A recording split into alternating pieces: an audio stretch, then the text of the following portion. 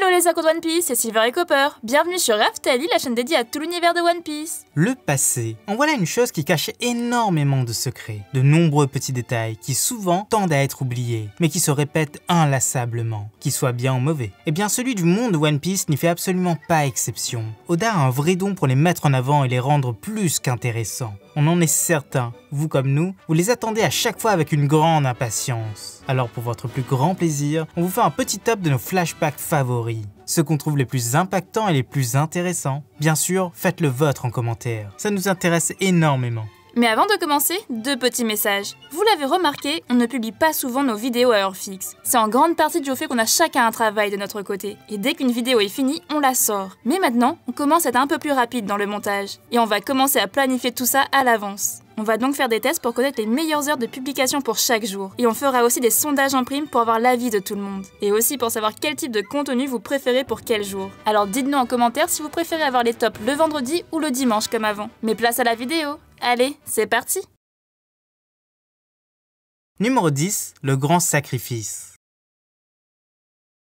Pour ce premier flashback, remontons au tout début de la série. Nous sommes sur le Baratie, le navire-restaurant. Alors que Don Krieg, le grand pirate de la région, décide de faire de ce navire sa propriété, son meilleur élément prend Zeff en otage. Et tout ça devant les yeux de son fils adoptif, Sanji. C'est alors que celui-ci repense aux vraies raisons de son amour pour le pirate cuistot. Alors qu'il n'était qu'un enfant, et travaillait sur un navire-restaurant, le Hobby. À l'époque, il ne mangeait pas à sa faim, car contrairement aux autres, il refusait de finir les assiettes des clients. Lui, il était mieux que ça, mais quand même, il avait une belle vie. Et il pouvait librement penser à son grand rêve, trouver le All Blue, cette mer incroyable où toutes les espèces de ce monde se côtoient. Hélas, son destin sera totalement chamboulé.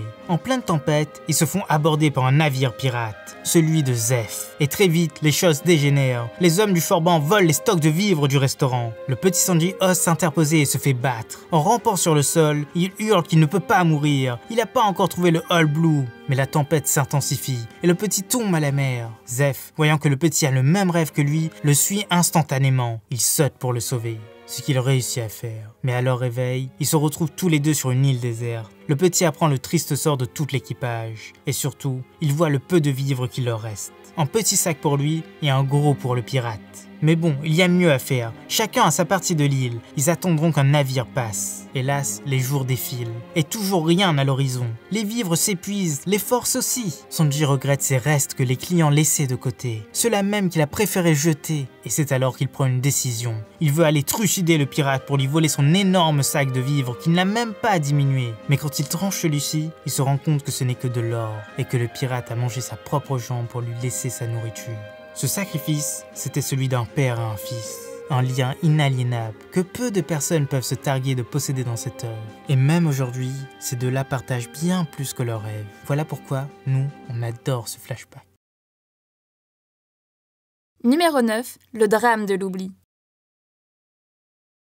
Maintenant, dirigeons-nous vers Dressrosa, mais pas celui que l'on connaît avec la tyrannie de Doffy, mais celui d'il y a 10 ans, lorsque la dynastie des Riku était encore en place. C'est là que ce flashback débute, dans la paix, enfin presque. Nous sommes dans les bas-fonds du royaume, et un incident se fait entendre. Un jeune homme a tué des dizaines de citoyens à lui tout seul. La garde essaye de l'arrêter, mais rien n'y fait, il est beaucoup trop fort. Le roi lui-même se fait blesser en essayant, mais il arrive tout de même à le convaincre. Ce jeune homme, c'est Kyros. Il a tué ses hommes pour venger son meilleur ami. Pour ça, il purgera sa peine au Corrida Coliseum en tant que gladiateur. À l'origine, il devait gagner sa liberté en enchaînant 100 victoires, mais il refuse de partir, ne croyant qu'il ne mérite pas la liberté. Mais après sa 100e victoire, un record historique, son dernier adversaire, le roi Riku lui-même, arrive encore à le convaincre. Il devient le chef de la garde royale, métier dans lequel il excelle. La population l'idolâtre, il ira même jusqu'à sauver la princesse Scarlet d'un groupe de pirates, celle qui deviendra sa femme. Mais Riku, effrayé par l'opinion de la population, fait passer sa fille pour morte, afin de lui donner une chance de vivre son grand amour, et de fonder sa famille.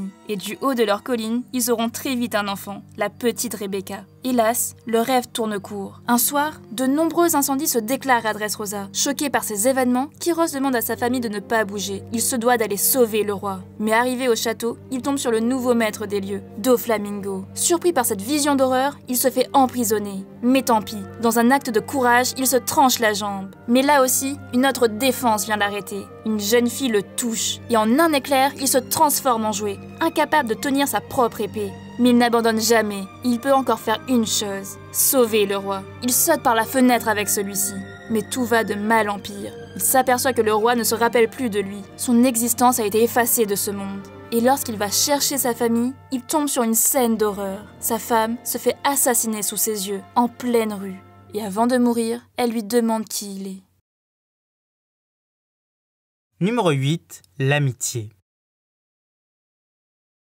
Pour le flashback qui arrive à la 8e place de ce classement, dirigeons-nous vers Jaya, mais 400 ans avant l'histoire actuelle. Alors que la maladie ronge le pays, un sacrifice humain est ordonné. C'est alors qu'un explorateur étranger débarque et d'un seul coup d'épée, il interrompt la cérémonie et tranche le serpent sacré. Son nom, c'est Norland Montblanc, et il est ici car il a entendu une cloche très étonnante. Entamant un duel avec le plus grand guerrier du royaume, Kalgara, il promet de soigner tout le monde de la maladie. En tant que botaniste, il connaît le remède, il a vu tous ces cas de nombreuses fois, ce qui en soi est vrai. Et après avoir soigné toute la population, il se lie d'amitié avec eux. Soigne un jeune serpent avec son ami Kalgara et se rend dans la célèbre Cité d'Or. Là-bas, il verra même de ses yeux la grande cloche d'or, mais aussi le poneglyphe qui y est incrusté.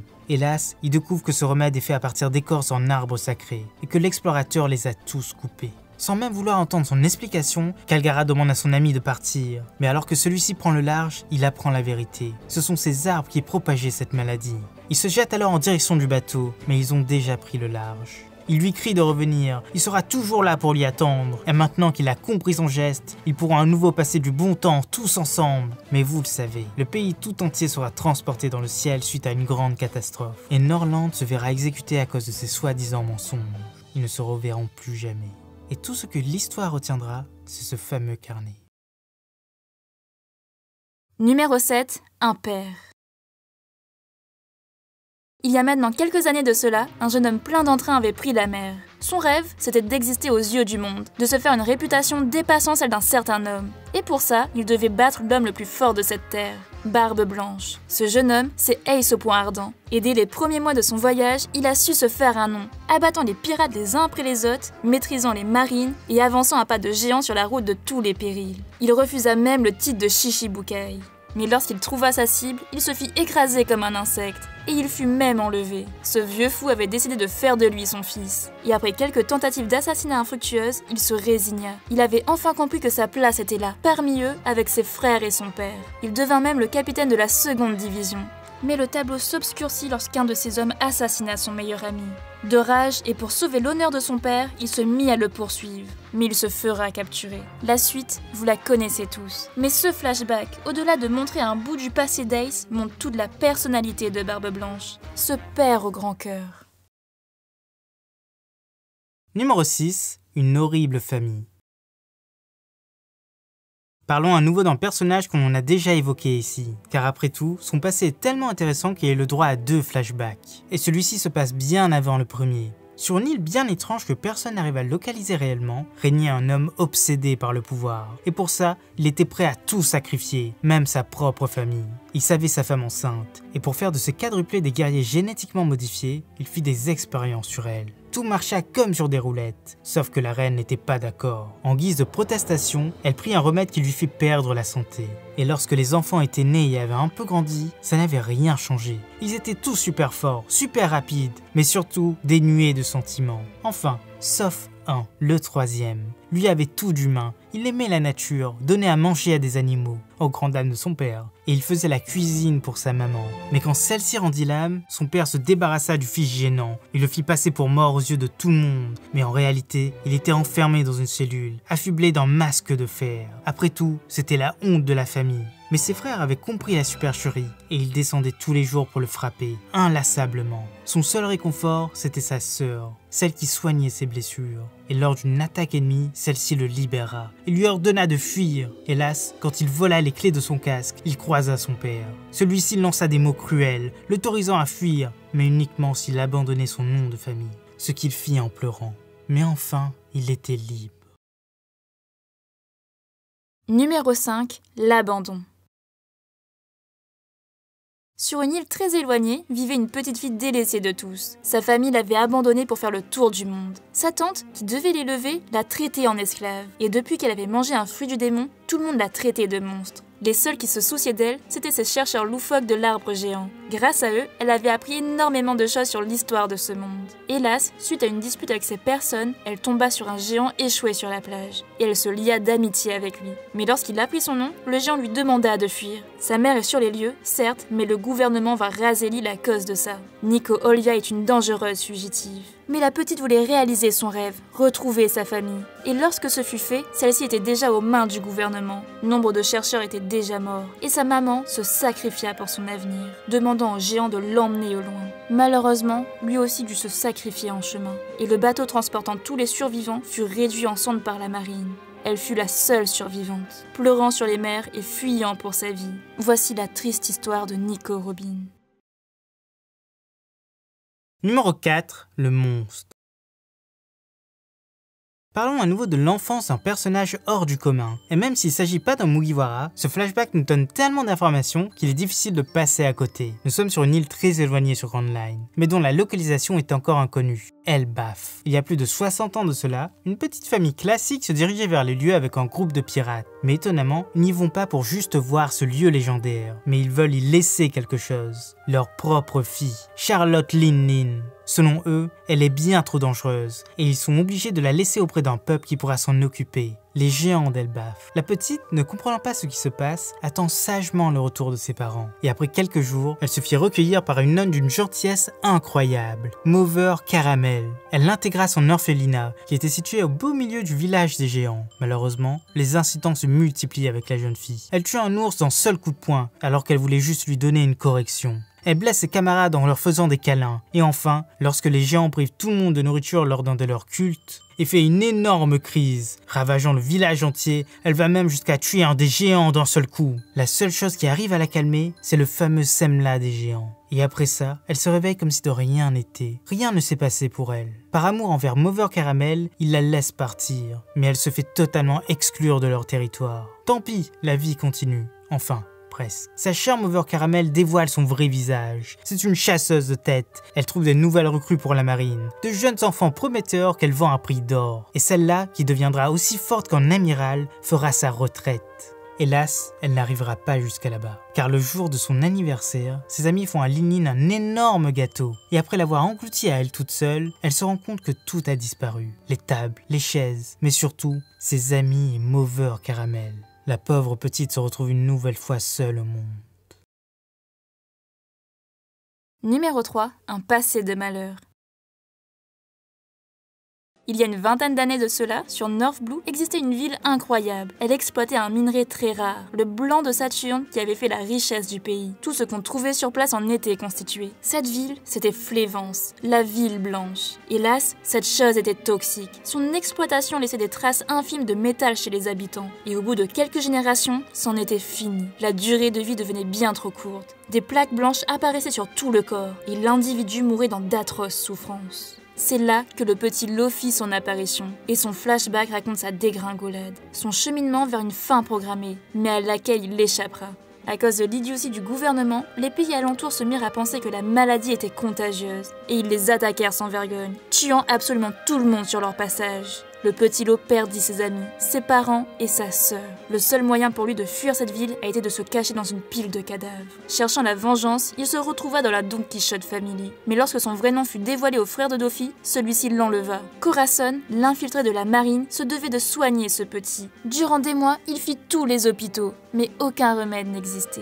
Enfin presque, car après des mois de persévérance, il a trouvé la piste qui mène au Ope-Ope-Nomi, le fruit capable de guérir toutes les maladies. Et dans une mission d'infiltration légendaire, il dérobe celui-ci et le donne à Lo. Malheureusement, la suite vous la connaissez. Dofi finira par tuer son propre frère.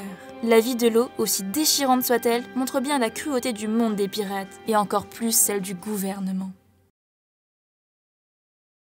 Mais avant d'aller plus loin dans ce top, n'hésite pas à t'abonner et à rejoindre la grande flotte Jeunes Pirates sans drapeau. On sort une vidéo tous les 2 jours et on a plein de projets incroyables en préparation. L'objectif, c'est les 100K. Alors pour nous soutenir, c'est aussi simple qu'un abonnement pour toi, et nous, ça nous aide énormément.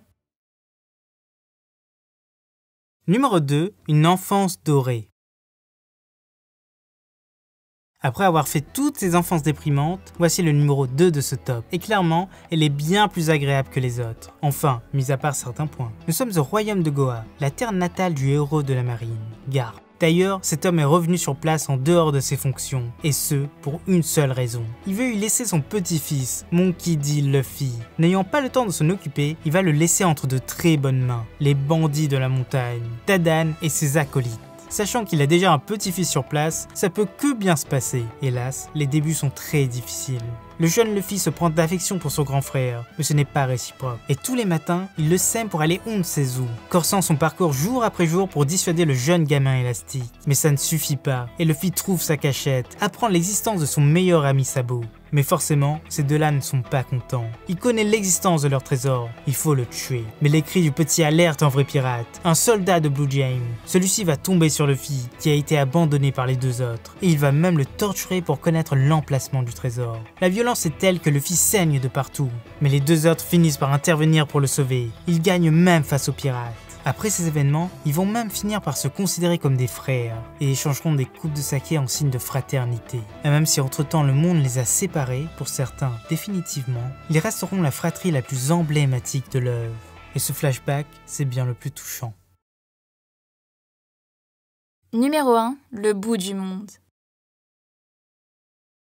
Et pour finir ce top, voici ce qui est pour nous le meilleur des flashbacks de l'œuvre. Et même s'il y en a qui vont sûrement le battre, comme celui de Rox ou de Roger, il est indéniable que les mystères dévoilés par celui-ci et les personnages entrevus dedans le classent dans une toute autre catégorie que les autres. C'est bien celui d'Oden, le samouraï du pays des Wa. Né sur cette île formidable, il n'a eu de cesse de vouloir la quitter. Après tout, cette île était bien trop petite pour ses ambitions. Mais à défaut d'être un bon navigateur, il avait beaucoup de chance. Et après avoir accompli de nombreux exploits, il rentre dans les grâces de son père, le Shogun. Il se voit confier le titre de daimyo de Kuri.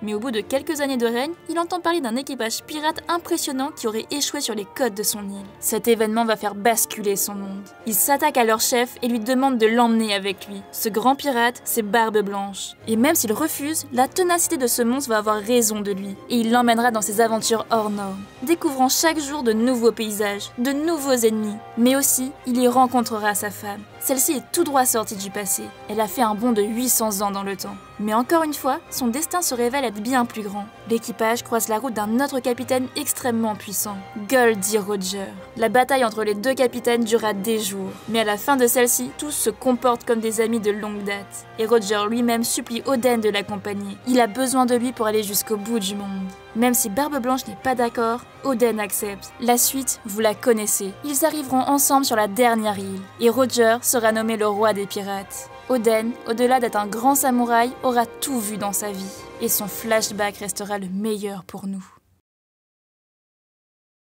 Voilà, c'est déjà la fin de cette vidéo. On espère que ça vous a plu. En tout cas, dites-nous en commentaire quel flashback est votre préféré. Ça nous ferait très plaisir. C'était Silver et Copper pour After Lille. À bientôt les accros de One Piece.